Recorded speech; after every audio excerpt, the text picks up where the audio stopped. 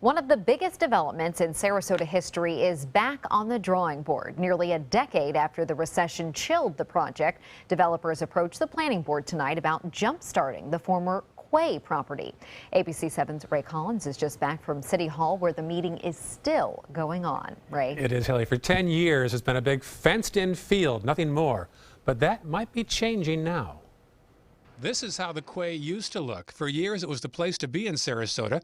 But some say a couple of gunshots at a nightclub in the early 1990s made it the place not to be.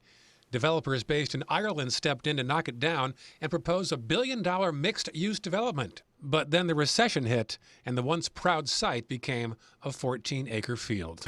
Good evening.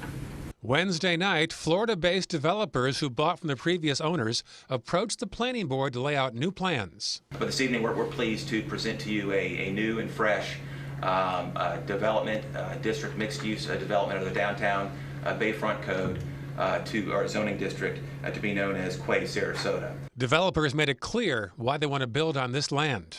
It's one, in our opinion, one of the last waterfront redevelopment opportunities in Florida's West Coast. The new Quay Sarasota would include the same residential, retail, restaurant, and office space, but at least one resident was also concerned about what else it would bring, like traffic.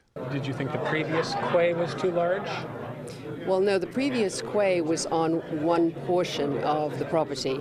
We're talking about a much more comprehensive development here, which is going to be on a much larger site, not on one portion of the site. On that point, board member Chris Gallagher asked a traffic expert about the extra burden Quay Sarasota could bring. What does it mean for a person who's concerned about traffic? What does the traffic study say? This development will not unduly burden the roads beyond what the city has determined is acceptable. Now, this meeting is going on right now. Here is a live picture of City Hall. The board has been meeting since 8:30 on this issue. Residents are concerned about traffic and also other issues as well. So no decision yet about whether they endorse the Quay's plan or not.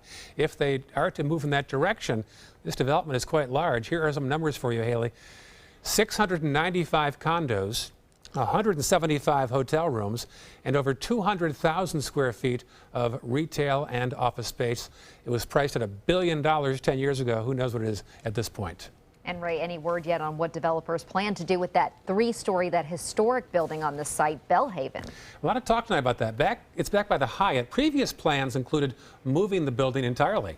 But now the new developers plan to preserve it and find new use for it. It is on the National Register of Historic Places. All right, interesting. Thank you, Ray.